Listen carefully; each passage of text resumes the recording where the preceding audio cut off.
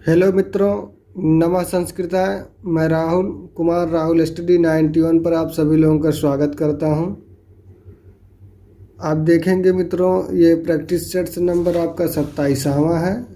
Practice sets 26 है, क्षम्यता 26 है। 26 वाले पास चलते हैं। 30 क्वेश्चन पूरा किया जाएगा। सुबह 7 बजे आप लोगों को संस्कृत मिलता रहेगा और शाम को 7 बजे आप लोगों का क्या मिलता रहेगा, आपका हिंदी मिलता रहेगा। टीजीटी स्पेशल 1200 प्रश्नों का सार संग्रह है मित्रों, संस्कृत वाला। और टीजीटी का लगभग कम से कम 20,000 प्रश्नों का सार संग्रह है मित्रों। जो भी देखना चाहेगा मेरा भाई एवं बहन, वो ध्यान से देख लेगा और परीक्षा को क्रैश करेगा। आपके लिए तैयारी के लिए समय अभी बचा है। लगभग देखा जा रहा है फरवरी में किया जाएगा इसका आयोजन परीक्षा का। चलिए देखते हैं। चौरः रामम धनम हरति। राम में, इसमें राम में कौन सी विभक्ति है? राम में तो द्वितीय विभक्ति है मित्रों, ये तुरंत आप लोग लगा दीजिएगा। यहाँ देखेंगे मत्स्य का हिंदी क्या है? मत्स्य मतलब होता है स्याही। यहाँ क्या क्या? हर औ पदे का संधि। तो हर औ पदे में क्या वो अष्टुत्व संधि होगा कि पूर्व स्वरूप स्वर संधि होगा? तो यहाँ देख लीजिएगा मित्रों, यही बता देता हूँ। पूर्व स्वर से रा जो है, रा इस प्रकार से लिख दिया गया है, एक इसको इस प्रकार से कह दीजिए, बस हो जाएगा आपका। क्या हो जाएगा? हर अ हो जाएगा। फिर देख लीजिए कहा जा रहा है किमु ही मधुराराम मंडलम नाकृति नाम। कहाँ से लिया गया है? तो ये आपका लिया गया है विज्ञान शाकुंतलम से। किसके द्वारा कहा गया है? दुष्यंत के द्वारा कहा गया है। यहाँ देखें महेश्वरियम, महेश्वरियम में संधि है तो ये वृद्धि स्वर संधि है। आगे बढ़ते हैं मित्रों। महेश्वरियम पूछा जा रहा है मित्रों। अब आगे देखते हैं क्या इसका हो सकता है। कहा जा रहा है महेश्वरियम, वहाँ बता दिया गया। फिर यहाँ छाठम देख लीजिए, कहा गया महात्मा का समास रूप है। महान है आत्मा जिसका, महान है आत्मा जो, अर्थात ये क्या हो जाता है? कर्मधारय हो जाता है। इनमें से कौन, देखेंगे सातवां वाला, कहा जा रहा इनमें से कौन सा व्यंजन है? कौन सा व्यंजन है? ये वाह क्या है? एक व्यंजन है और सबके सब स्वर हैं।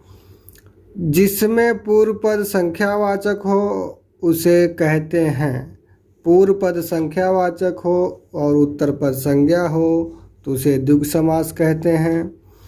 पितृभ्या स्वाहा में, पितृभ्या में कारक है तो इसमें जान लीजिएगा चतुर्थी संप्रदान कारक है। ये पितृभ्या मतलब पितों को, अर्थात पितरों को। स्वाहा मतलब स्वाहा आहुति। ठीक है मित्रों। यहाँ देखेंगे जगन्नाथ शब्द का संधि विच्छेद होगा तो जगत प्लस नाथ बराबर जगन्नाथ। चूहा को मतलब चूहा का संस्कृत रूप होगा तो यहाँ देखें मूषका भी होता है, मूषा भी होता है कि आयु आयु आखु होता है कि उक्त सभी होता है। तो यहाँ क्या होता है? उक्त सभी होता है। कृषा, कृषा, कृषा का विलोम होगा। कृष मतलब क्या होता है? यहाँ देखेंगे तो यहाँ सी वाला हो जाता है, छोटा। ठीक है। अभ्यागता, अभ्यागता में समास है तो उपसर्ग है तो अभी है उपसर्ग। दारा, दारा मतलब होता है स्त्री होता है मित्रों। लेकिन आप ध्यान देंगे दारा में पूछा जाए तो कौन सा लिंग है तो आपका क्या हो जाता है? पुल्लिंग हो जाता है। किंतु देवता शब्द जैसे ही कहा जाएगा, कौन सा शब्द?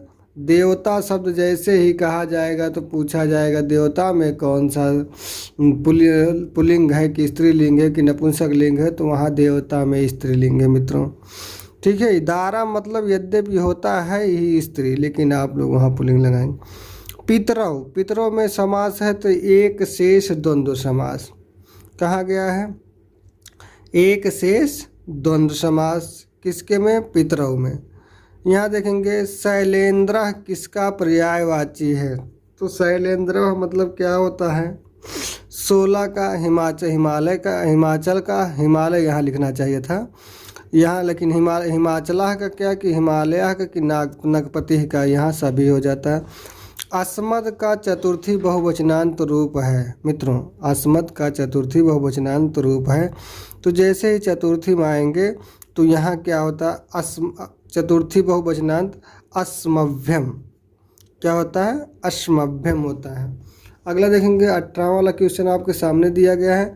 गम धातु का लिंग, लिंग लकार प्रथम पुरुष एक वचनांत का रूप है। लिंग मतलब क्या होता है उसको भी बता रहा, अद्यतन भविष्य काल होता है। लिंग का क्या कह रहा है, गम धातु का प्रथम पुरुष एक वचनांत का रूप होगा तो क्या होगा, आगमिष्यति। क्या होता है आपका 18 का बी, आगमिष्य। गृह का पंचमी एक वचनांत रूप है। गृह का पंचमी एक वचनांत क्या है, गृहणात।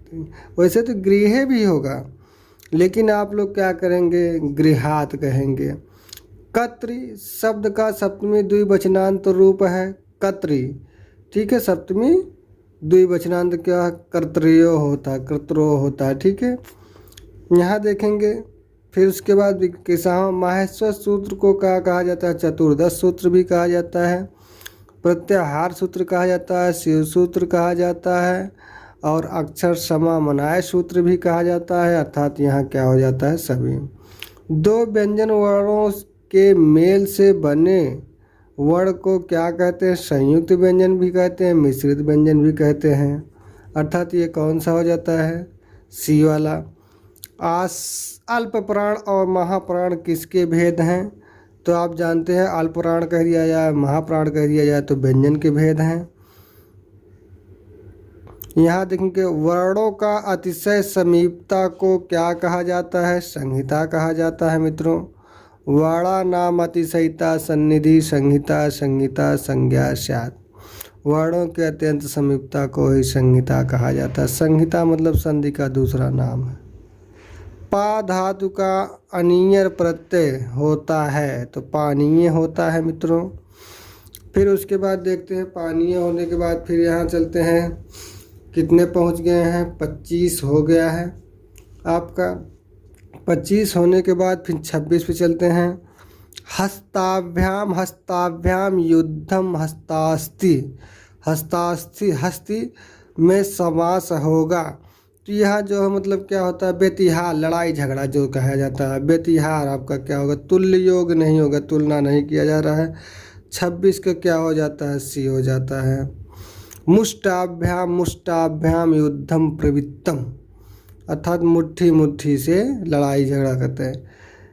केशेषु केशेषु युद्धम प्रवृत्तम गृहीत्वा, अर्थात बालों को पकड़ के, ग्रहण मतलब पकड़ करके युद्ध करते हैं, तो वहाँ बेतिहार हो जाता है।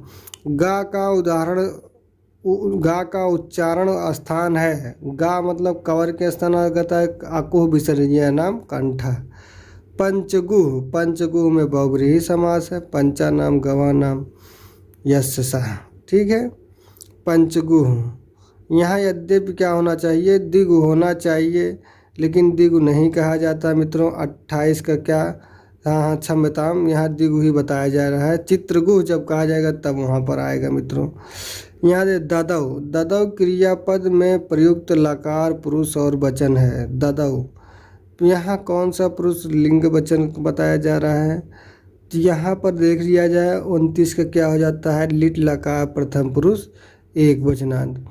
शुद्ध वाक्य है, यहाँ देखेंगे शुद्ध वाक्य इसमें कौन सा है, सह तिष्ठन्ति बिल्कुल गलत है। ते खादन्ति यही देखा जा रहा है। भवान लिखन्ति बिल्कुल गलत है। सह पठति ये आपका क्या हो जाएगा, आपका सही है। सह तौते ये एकदम सही होना चाहिए, ये भी सही है, ये भी सही है, अर्थात ये दोनों के दोनों सही है मित्रों। अगर जो उस तरह देखोगे नपुंसक लिंग के अनुसार तत ते तानि, तत ते तानि, सह तौ ते, इस तरह भी आपका ये दोनों सही हो जाता है, ठीक है। यहीं पर आपका क्लास समाप्त होता है। नमः संस्कृताय। गलतियाँ हुई क्षम्यताम। आगे बढ़िए, आगे स्वस्थ रहिए, आगे हंसते रहिए, आगे मस्त रहिए।